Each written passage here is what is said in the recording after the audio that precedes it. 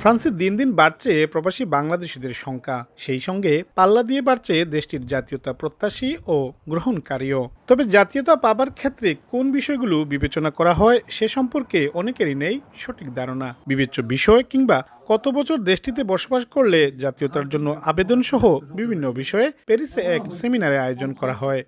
Asylum and immigrant solution সংস্থা আইসার আয়োজনে এই সেমিনারে উঠে আসে জাতীয়তা গ্রহণের কঠিনাটি নানা বিষয়। গ্রহণকারীরা জানান, সেমিনারের অনেক তত্ত্ব জাতীয়তা গ্রহণের ক্ষেত্রে তাদের জন্য সহায়ক হবে। এদের উৎসাহ প্রদানের লক্ষ্যেই তাদের এই আয়োজন।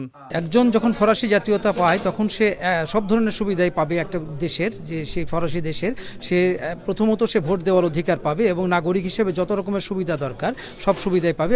বিভিন্ন জরিপের তথ্য বলছে, ফ্রান্সে প্রায় 1 লাখের কাছাকাছি প্রবাসী বাংলাদেশি বসবাস করছেন, যাদের মধ্যে অন্তত 10,000 দেশটির জাতীয়তা গ্রহণ করেছেন।